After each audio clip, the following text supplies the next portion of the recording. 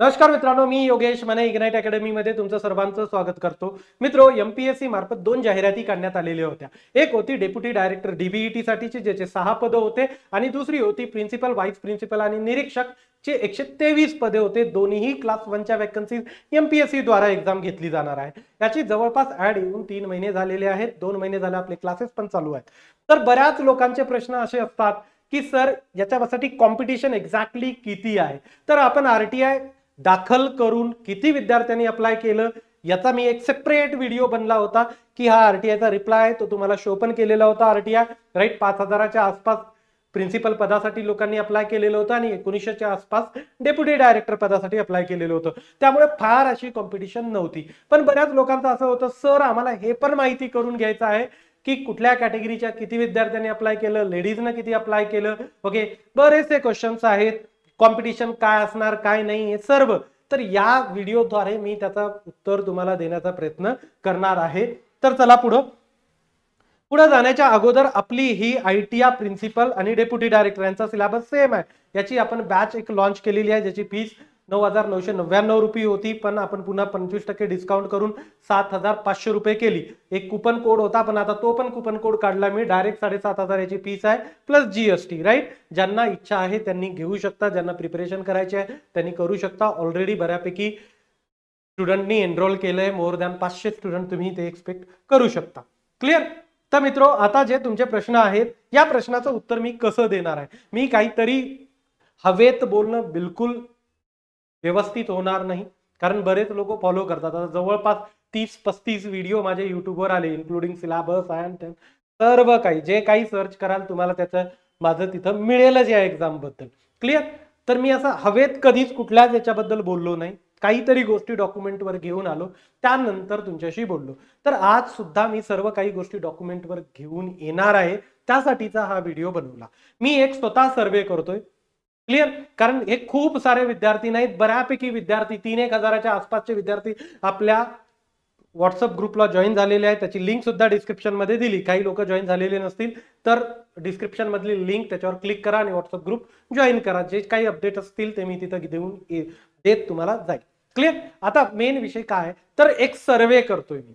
तो सर्वे कशाचा आहे तर बघा, हा सर्वे आपण जो करतोय तो कशासाठी सर्वे करतोय की मला इथं माहिती करून घ्यायचं. याच्यात मी प्रश्न काय काय विचारले. पहिलं तर तुमचं नाव विचारलेलं आहे, राईट. त्यानंतर तुमचा मोबाईल नंबर, काही डाऊट्स असतील तर मी स्वतः कॉल करून तुम्हाला विचारेल. कुठेही कोणाशीही डेटा शेअर केला जाणार नाही, राईट. त्यानंतर तुमची कास्ट कुठली आहे, राईट. त्यानंतर तुमचं जेंडर कुठलं आहे. ओके, होऊ शकतं की तुम्ही ओबीसी मध्ये आहात, पण ओबीसी थ्रू तुम्ही अप्लाय करत नाही. त्यामुळे मी खाली हा पण प्रश्न विचारला की तुम्ही तुमच्या कॅटेगरी थ्रू अप्लाय करायले का, कॅटेगरीचं रिझर्वेशन क्लेम करताय का. होऊ शकतं नॉन क्रिमिलियर मध्ये तुम्ही बसत नाही, कॅटेगरीमध्ये तुम्ही ओबीसी जरी सिलेक्ट केलं असेल तर खाली तुम्ही तुमच्या कॅटेगरी थ्रू अप्लाय केलं नसेल तर नाही म्हणून लिहा.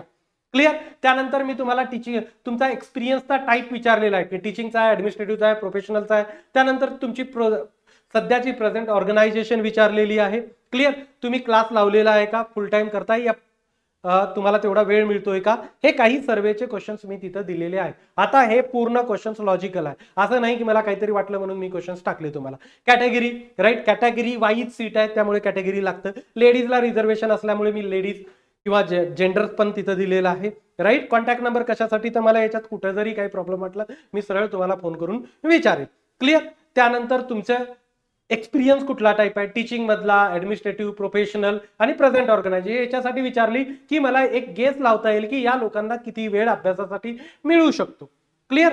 त्यानंतर कुठला क्वेश्चन सांगितला मी तुम्हाला, प्रेझेंट ऑर्गनायझेशन वगैरे झाली. आणि काय एक नंतर क्वेश्चन विचारला की काही लोक या पोस्टसाठी जॉब सोडून प्रिपरेशन करताय, तुम्ही जॉब सोडून प्रिपरेशन करताय का, एक क्वेश्चन लावला. आणि पुन्हा दुसरं एक आहे की तुम्ही क्लास लावला की नाही लावला, राईट. हे सर्व क्वेश्चन्स म्हणजे क्लास लावला तर तुमच्याकडे एक लिमिटेड मटेरियल आहे की ज्याचा तुम्ही फॉलो करून अभ्यास करताय. याच्यावरून फक्त एक अनुमान लावायचा आहे की किती सिरियस कॅन्डिडेट आहेत, कसं प्रिपरेशन करतायत, कुठल्या कॅटेगरीचे किती आहेत, राईट. शेवटी मी सर्व काही डेटा तुमच्यासोबत घेऊन येईल. ओके, पण त्याच्यामध्ये काय नसेल तर तुमचं नाव नसेल आणि तुमचा कॉन्टॅक्ट नंबर, हे 2 कॉलम मिसिंग असतील. बाकी सर्व मी तुमच्या समोर घेऊन येईल, right. Name, contact number, okay, आणि तुमची ऑर्गनायझेशन, हे 3 गोष्टी मी गायब करेन.